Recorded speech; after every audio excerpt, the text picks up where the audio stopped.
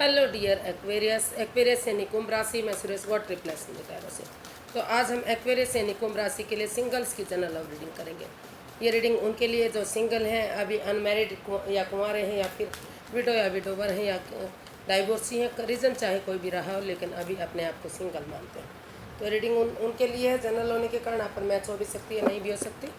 जिस पर जितनी मैच होती है एक्सेप्ट कर सकते हैं। सनसाइन, मूनसाइन या नाम राशि जिससे चाहें देख सकते हैं। अगर पर्सनल रीडिंग चाहते हैं तो नीचे डिस्क्रिप्शन बॉक्स में डिटेल्स दी गई हैं, वहां जाकर चेक कीजिएगा। कोई भी कन्फ्यूजन, डाउट होने पर व्हाट्सएप मैसेज के जरिए क्लियर कर सकते हैं।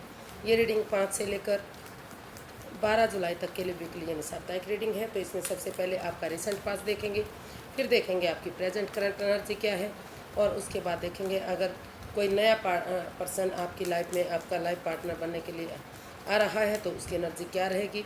और अगर कोई पास्ट पर्सन वापस आ रहा है जिससे आप अटैचमेंट फील करते थे, जुड़ा हुआ महसूस करते थे, या लव रिलेशनशिप में थे, उनकी वापस आने की एनर्जी क्या है। और लास्ट में हम मैसेज या गाइडेंस देखेंगे। तो आइए देख लेते हैं एक्वेरियस, आपका रिसेंट पास्ट कैसा रहा है। S of pentacles, the hanged man, bottom of the deck बता रहा है हैंग्ड मैन, कि हो सकता है कि पास्ट में आप जिस बंदे या बंदी से प्यार करते थे तो कुछ ऐसी अड़चन आई, कुछ ऐसी रुकावटें आई कि रिश्ता रुक गया, थम गया। वहाँ स्टक एनर्जी आप फील कर रहे थे, आप महसूस कर रहे हैं कि रिश्ता आगे नहीं बढ़ सकता।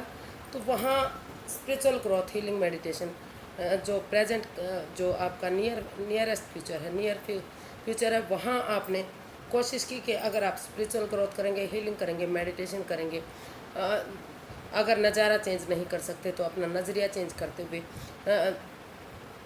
आगे बढ़ेंगे, या सामने वाले के नज़रिए से चीज़ों को देखेंगे तो शायद रिश्ता फ्रूटफुल और कामयाब हो सकता है। और वहाँ आपने वो स्पिरिचुअल ग्रोथ करते हुए इस रिश्ते में आगे बढ़ने की कोशिश की है। जो रिश्ता रुक चुका था, थम चुका था, वहाँ आपको यूनिवर्स की तरफ से अपॉर्चुनिटी मिली, गुड लग रहा, आपका भाग्य ने आपका साथ दिया, और उस अपॉर्चुनिटी को एक्सेप्ट करते हुए आप आगे बढ़ते दिखाई दिए हैं। और वहाँ पर आप स्टेबल और कामयाबी की तरफ बढ़े।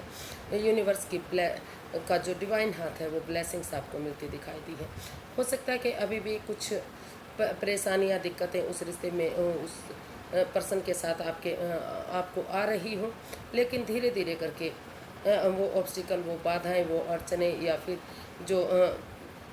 जो चैलेंजेस हैं वो धीरे धीरे करके फेस होंगे, और वो रिश्ता आपके साथ स्टेबल हो सकेगा, या कामयाबी की तरफ आप उस पर्सन के साथ आगे बढ़ पाएंगे। इस तरह की एनर्जी आपकी दिखाई दे रही है। हो सकता है कि अभी भी आप उस एनर्जी में हो कि उनके साथ आपको आगे बढ़ना है, आपको खुशियाँ चाहिए, तो उसमें डिवाइन ब्लेसिंग्स आपको मिलती दिखाई दे रही है। तो काफ़ी अच्छा जो है आपका रिसेंट पास्ट ओवरऑल काफ़ी अच्छा एनर्जी रही है, काफ़ी अच्छा आपका बीता है। तो देख लेते हैं प्रेजेंट करंट एनर्जी आपकी क्या बता रही है। प्रेजेंट करंट एनर्जी आपकी क्या है। 7 ऑफ वॉन्ड्स, द मून। तो प्रेजेंट करंट एनर्जी आपकी बता रही कि जो पास्ट आपका बीता है, जिसमें ओवर थिंकिंग था, या फिर आपने कोशिश की कि या तो इस रिश्ते से आप बाहर आ जाएं, या तो फिर ये रिश्ता बन जाए, तो कहीं भी आपको इसमें काफ़ी आप एंजाइटी और स्ट्रेस में रहे हैं, अननोन फियर में रहे हैं, फोबिया रहा है, इंसोमिनिया जैसी प्रॉब्लम भी आपको रही है, काफ़ी नेगेटिविटी आप महसूस कर रही है। फ़िलहाल भी हो सकता है कि कुछ अड़चनें फिर से ऐसी आ गई हैं, ऐसी रुकावटें आ गई हैं कि जो परिवार और फैमिली का भी आपको सपोर्ट नहीं मिल रहा है, और जो आपके अराउंड जो आसपास लोग हैं उनका भी मदद आपको नहीं मिल रही है। कोई तीसरा पर्सन है जो आप दोनों के बीच में अड़चनें पैदा करता दिखाई दे रहा है। तो उसके लिए, उस नेगेटिविटी को ख़त्म करने के लिए आपके पास सिर्फ आपको वेट और इंतज़ार करना चाहिए। सिर्फ और सिर्फ इसका एक ही तरीका है कि आपको वेट करना चाहिए, इंतज़ार करना चाहिए। आप अपने जो है विल पावर को बढ़ाना चाहिए, अपने आप को स्ट्रॉन्ग और मजबूत करना चाहिए, और तभी आपको इस रिश्ते में प्रेजेंट करंट एनर्जी बता रही है कि तभी आपको इसमें स्टैंड लेना चाहिए। अपने लिए या अपने प्यार के लिए अगर स्टैंड लेंगे तो तभी आपको कामयाबी मिलेगी, अदरवाइज़ आप प्रॉब्लम में रह सकते हैं। क्योंकि ये जो मून का कार्ड है वो बता रहा है कि कहीं ना कहीं आपको फैमिली का सपोर्ट भी नहीं मिल रहा है, फैमिली की तरफ से भी आप परेशानी में हैं, दुविधा में हैं।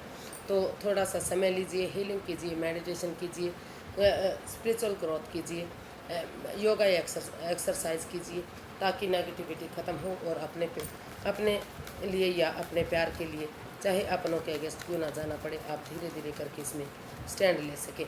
लेकिन फ़िलहाल जो प्रेजेंट करंट एनर्जी है वो इतनी स्ट्रॉन्ग दिखाई नहीं दे रही है। वहाँ आप चिंतित हैं, घबराए हुए और परेशानी में हैं। तो देख लेते हैं, अगर कोई नया पर्सन लाइफ पार्टनर बनने के लिए आ रहा है तो नए पर्सन की एनर्जी आपकी लाइफ में क्या हो सकती है। नए पर्सन की एनर्जी क्या रहेगी, चलिए देखते हैं। तो the high priestess and bottom of the deck है high priestess and 8 of swords. तो एक्वेरियस, फिलहाल जो है आप काफ़ी एंजाइटी में हैं, स्ट्रेस में हैं, ओवर थिंकिंग कर रहे हैं। आप जितना इस स्वॉर्ड्स रूपी दीवार से बाहर निकलने की कोशिश कर रहे हैं, उतना ही आप इससे घिरे जा रहे हैं।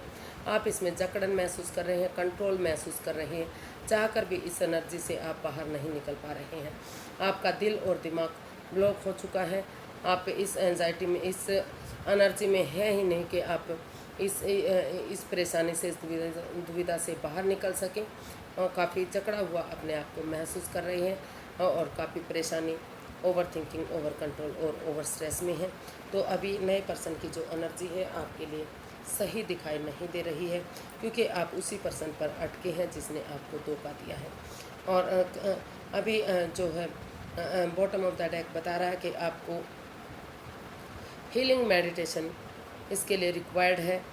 योगा कीजिए, एक्सरसाइज कीजिए, अपनी विजडम और नॉलेज के साथ, समझदारी के साथ आप इसमें धीरे धीरे करके, जब लगे कि हीलिंग हो, एक्सरसाइज के बाद आपको लगे कि आप इस एनर्जी में है कि आप आगे बढ़ सकें, तो बहुत सोच विचार करके धीरे धीरे करके आप इसमें आगे बढ़िएगा, ताकि इस नेगेटिविटी से, इस परेशानी से आप बाहर निकल सकें।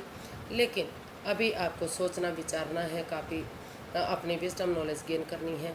हो सके तो अच्छी अच्छी बुक्स पढ़िए, उन चीज़ों पर ध्यान लगाइए जो आपको इस नेगेटिविटी से बाहर निकाल सकें। तभी आप किसी रिश्ते के बारे में एक्शन लीजिएगा, सोचिए विचारिएगा। अभी जो है कभी आपको लग रहा है कि सामने वाला सच बोल रहा है, कभी लग रहा है झूठ बोल रहा है, कभी लग रहा है कि पॉजिटिव एनर्जी, कभी नेगेटिव। तो आप कन्फ्यूज्ड हैं, कन्फ्यूज़न में हैं, आप डिसाइड ही नहीं कर पा रहे हैं कि आप क्या करें, तो करें क्या करें। तो अभी जो है नए पर्सन की एनर्जी बिल्कुल भी आपके लिए सही नहीं है। कोई भी नया पर्सन इन दिनों आपकी लाइफ में नहीं आ रहा है। पहले आप अपने आप को संभालिए, हीलिंग मेडिटेशन कीजिए, स्पिरिचुअल ग्रोथ कीजिए, इस ओवर थिंकिंग से बाहर आइए, स्वॉर्ड्स रूपी दीवार से बाहर निकलिए, तभी आप रिश्ते के बारे में सोचिएगा। अभी कोई भी एनर्जी इस हक में नहीं है कि आप किसी रिश्ते में जाएं। तो देख लेते हैं, अगर कोई पास्ट पर्सन आपकी लाइफ में इन दिनों वापस आ रहा है तो उसकी एनर्जी क्या रहेगी। पास्ट पर्सन की एनर्जी वापस आने की क्या है। अगर आप अटैचमेंट फील करते थे, जुड़ा हुआ महसूस करते थे, तो उसकी एनर्जी क्या रहेगी।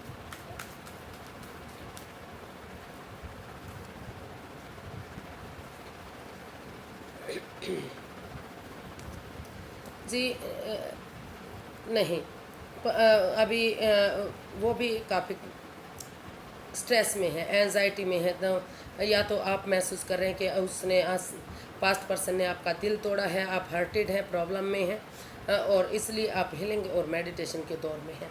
हालांकि दोनों तरफ से ही चोट पहुंची है, वो भी दुखी हैं, आप भी दुखी हैं।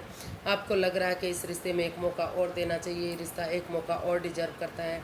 आप स्टैंड लेने के बारे में सोच रहे हैं, लेकिन बार बार फिर से वही परेशानी, वही तकलीफ, तो कि आप उस एनर्जी से बाहर आ ही नहीं पा रहे हैं जो उन्होंने आपको दी है या आपने उनको दी है। तो स्टैंड अभी पहले हीलिंग कीजिए, मेडिटेशन कीजिए, जब आप इस रिश्ते को स्टैंड देने की कोशिश कीजिए, क्योंकि रिश्ते में प्रॉब्लम दोनों तरफ से हुई है, ना तो आपने की है ना उन्होंने की है। तो तभी आप स्टैंड लीजिएगा। ये रिश्ता एक मौका और डिजर्व करता है। अगर आप को लगे कि सही समय है, सही वक्त है, हीलिंग मेडिटेशन कर चुके हैं, आगे बढ़ना चाहिए, तो तभी आप इसमें आगे बढ़िएगा, स्टैंड लीजिएगा।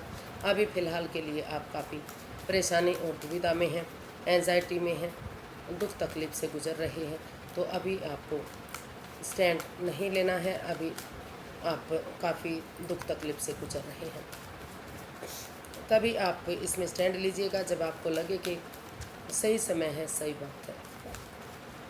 तो यूनिवर्स की तरफ से मैसेज या गाइडेंस देख लेते हैं।